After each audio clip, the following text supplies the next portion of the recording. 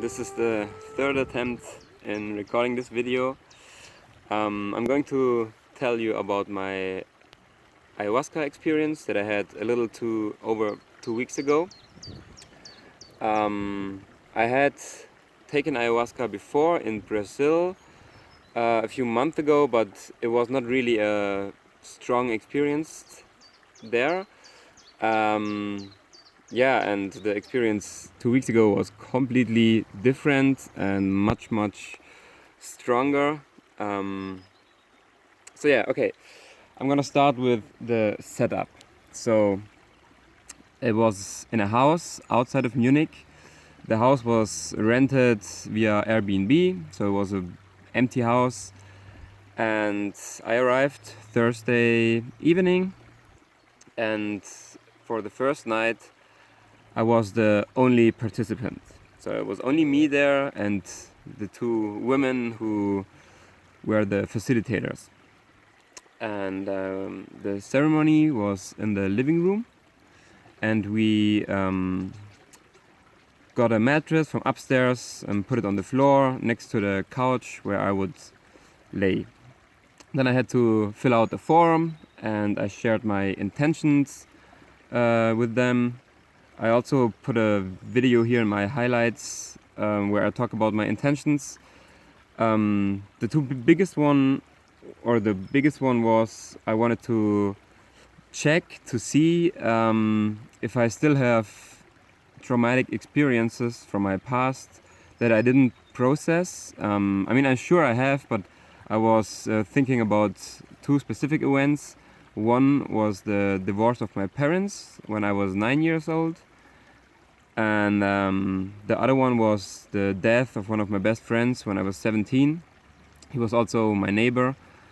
And I think that both of them I processed really good. But, if I hide something or if it's buried, some kind of, some trauma around that, then I can't see it, even if I try to remember how it was back then, even if it was difficult for me or not. So then, I think it was around 8 or 9 in the evening when we started. The whole living room and the way to the toilet and the toilet itself, there were candles. So it was a really nice atmosphere. And before I drank the ayahuasca, we did a hape ritual, which hape is it's really fine tobacco mixed with ashes and maybe some other stuff, and you get it blown into your nose, and it should center you. And I did it many times in Brazil, and so I knew it already. And then I drank a small cup of ayahuasca, and the two facilitators, they were sitting on the couch. I was laying on the floor on the mattress, leaned against the wall, and they played some ayahuasca music with the laptop, and I just relaxed. And after, maybe half an hour it started, and I could see some different patterns. I had my eyes closed, and I tried to focus on my intentions. So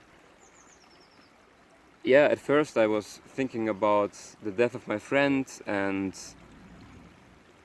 it came to me that the question, what does it mean if someone like myself didn't believe in a life after death or anything? For me, back at the time, was death means it's emptiness, black, like your consciousness is turned off, there's nothing.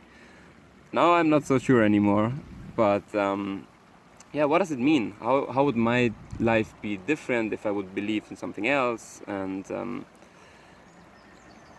there are some questions, and then I thought about the divorce of my parents, and I couldn't find anything that I struggle with still, or it wasn't a bad experience for me. My parents, they still talk to each other. They didn't fight in front of me or in front of us, and that's the interesting point. I was always looking for something in my past that I struggle with. Just because I have heard from other people who thought like, oh yeah, the divorce of my parents, it was not a problem, but actually it was. So I was curious if that would be the case for me. But then I realized I was just thinking about myself. I didn't really think about my two brothers who were 5 and 7 at that time, how they experienced it. So basically, yeah, those were the kind of questions or insight. I was like, oh, I was only looking for myself, you know. And then what happened, my mind was more and more running like wildly and jumping from one topic to the next one. And I would see, I had a vision that in front of me was a big field, and all those different experiences and questions, they came up on this field, and I would, with my attention, jump around and try to focus on something, but it was difficult, and I kind of had an argument with this analytical part of myself who wanted to look at this and then, you know, analyze it and learn something from it. And I could feel that this is not the state of mind that I need right now, or that is beneficial right now. So I was kind of in an argument with that part of me, and I had this vision where I saw a little person, you know, myself, and I put it in a jar, in a glass jar, put a lid on it, and tried to lock it away. And then later that night I realized that that's probably not the best idea, because it's part of me, and it can be really useful also, and it will always be there, this rational side of myself, analytical part. So I should try to be friends with it and not lock it away. It just seemed like the wrong approach. So yeah, I'm just looking at my notes sometimes. Other stuff that came up, like in this field in front of me, where my focus would jump to, was the fact that I always tried to not have bad emotions like sadness or frustration. It just felt natural to me to try to be in a good state all the time, and that would be other people could see that. Or if someone would ask me, hey, what kind of music do you like? I would always say I like happy music, uplifting music, because when I'm happy, I want to hear happy music, and when I'm sad, I want to become happy, so I'm also listening to happy music. And I would never understand why would someone choose to listen to sad music, you know, and then you're laying in your bed and you're crying. For me, it didn't make any sense at all, because, I mean, I want to be happy, so, you know, that was really interesting, because I realized those negative emotions, like sadness, they are part of life, and I should accept them, and I can learn from them. It's nothing that you have to avoid. And actually the best way to deal with all of the emotions is to feel them, to allow yourself to feel them, because otherwise there's a big risk that you try to distract yourself. Maybe I don't know, you start drinking, you smoke weeds, or you just, I don't know, go out and distract yourself because you are afraid of feeling the emotion. And yeah, that was a realization for me that actually sad music also can be so beautiful. The whole night they played amazing music, who really, I mean, the music is guiding your experience, but I felt like, oh, this is exactly what I need right now. And yeah, then a lot of questions came up. I had a lot of questions about my beliefs. For example,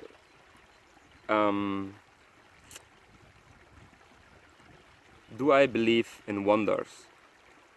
And in the past, I would have said, like, no, not really, because wonders for me seemed like something supernatural, something not realistic. And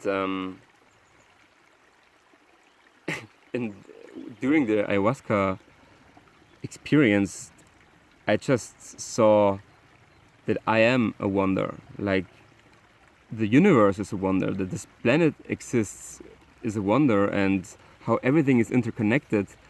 And it was so clear to me, and I just like realized, oh, that I had this belief. I never said it to someone, but I had this belief that like wonders is like something crazy, not realistic. Was not beneficial for my life experience, how I see things. Then another question that came up was, where's my place here on this planet? And then the next question was, do I need a place? And that together, like all those questions came up. I was still jumping back and forth, but then I just let it happen. And I also went back during this time to my birth, and I realized that this is the first traumatic experience that every human has. Because I mean, imagine how crazy it is that you are inside another human, and then you come out in this cold world. And in my case, I was, my mother was cut open here, and they were getting me out of her womb here, and I just saw it, that I was born, and then there were those bright lights in the operation room, and it was hectic, and my mother was probably really afraid about herself being cut open, about me. The doctors, like, what a crazy way to start a life. And I just saw the human birth as something so special and so crazy, like I never did before. I totally understand what is happening there, and I mean, we all learned it in school, but in this moment I was like, wow, I mean, I never got it. Like, this is really crazy. I was inside of her, and then I'm being born, and wow, that was really intense. So yeah, all those things again, and of this field in front of me, and then basically it all collapsed. I was jumping back and forth, and then it all collapsed or went into flames, those different thoughts and questions. And suddenly there was this emptiness, this vast space, like in the universe, and it felt really, I don't know, I was a little bit sad about it. Also that I felt the tragedy of life, that we're so meaningless. We're just born, and then we die again, and on the big scale, like, a human life is it's nothing. And I could feel the pain that we all suffer from, from different reasons, but it's the same pain. People die that we love, we get hurt, and but right along with that, I saw it as the most wonderful thing that could ever happen to someone, to be alive, and that we are all connected, we are all having a human experience. And then the feeling that really stayed really, really intense after everything had collapsed and I was just basically empty, my mind went still, was the feeling of love. Like, I had a really, really intense feeling of love for every living creature, for all my friends, for my family. And I really wanted to tell everyone how much I love them, and then I got really sad that I don't do it often enough. And during this time where I felt the tragedy of life, I was also crying. At the beginning, it was just tears running down my face, But later in that night, I also remember I really cried. Like I really cried loudly. And while I had one of those realizations, or I saw the pain that everyone suffers from, I think I also got sick a little bit, and I felt like I have to vomit.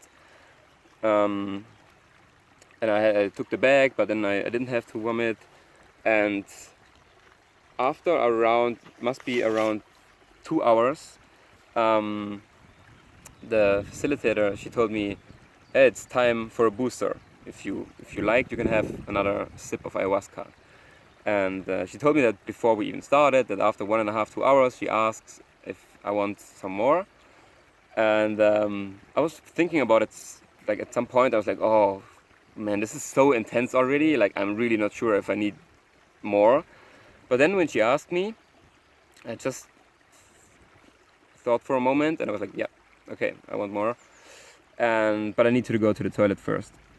So I went to the toilet, I peed, and after that I felt like, yeah, I think I should vomit, I need to vomit. So I vomited like 3 times, it was not bad at all. I came back and drank another half cup, and directly after that I kind of was a little bit out of the experience, but I laid down, and then it came even stronger than before. I actually can't really remember what happened before the second cup and what happened after that, so some of the things that I told you were probably after the second cup. Yeah, I for a really long time I remember having this feeling of strong love and feeling of connectedness to all human beings, because I had this love in me, and at the same time I could relate to the pain that everyone is suffering. So I really felt a super strong connection. Yeah, then something else that happened was I had a weird feeling on my right foot for a really long time, and I was too tired to take care of it.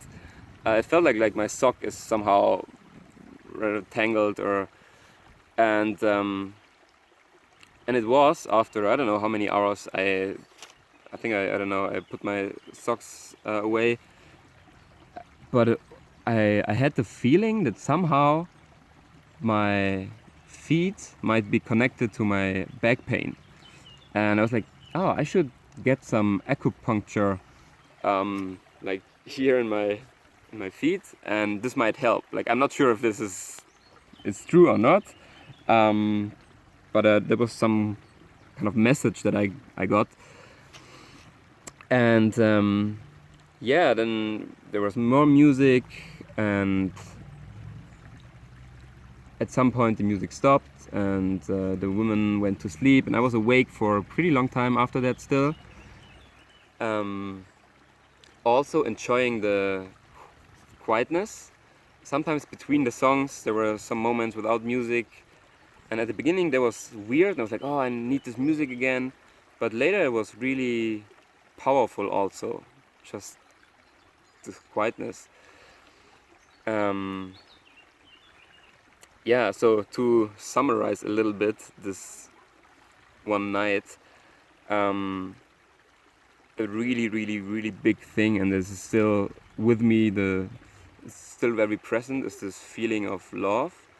And it seemed that love is the answer to everything, to every question. I know it sounds weird, but all those questions that came up at the beginning, and then later this night I only had this intense feeling of love, and that was the answer. That was the answer to where is my place, bad emotions or not bad emotions, what happens after death. And I don't know, somehow it was a really good and solid answer for me. Like, yeah, the answer is love. And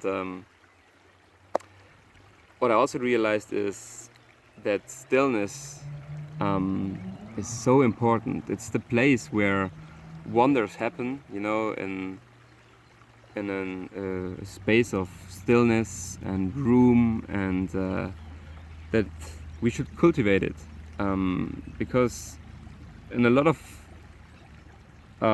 situations that we have always something going on. We always think about the next thing to do in our job, and then we have to do this and their stuff and traffic and social media and messages, and it is important to take time to just be still and pause and don't do anything productive and just be with ourselves in nature,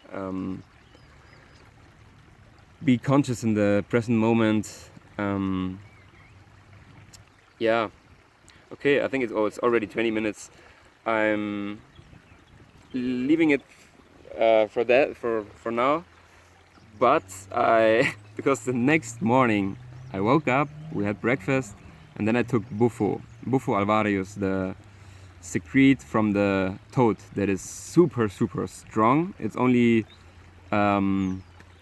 affecting you for 15 minutes or so, but it's a even stronger form of DMT, and that experience was totally something completely crazy and something that I've never experienced before, but I'm gonna share that in another video. Yeah, it might have been a little bit confusing, my story, but that was also how I experienced it, like jumping back and forth and feeling really sad and crying, and then a few moments later I was full of joy and happiness and love, and I was smiling, and yeah, so that was that night with ayahuasca.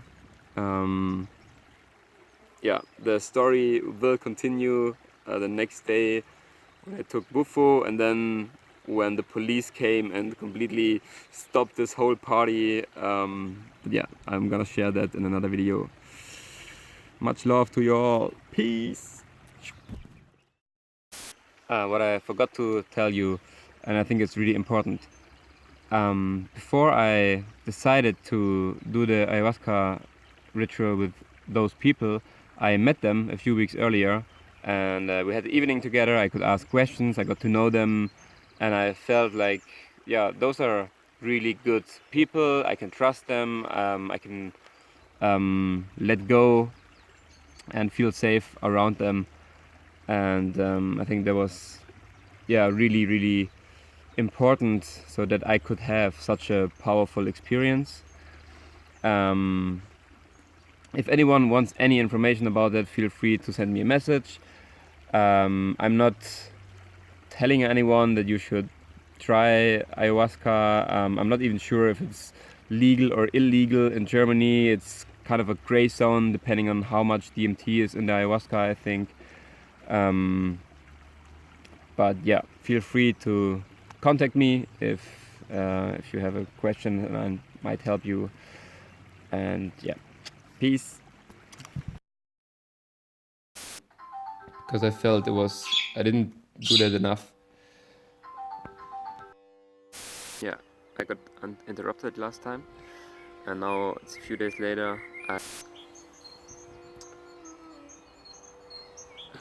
Okay, my neighbor just came in the garden, and that was a little bit uncomfortable for me to just continue talking, and then I forgot what I wanted to say.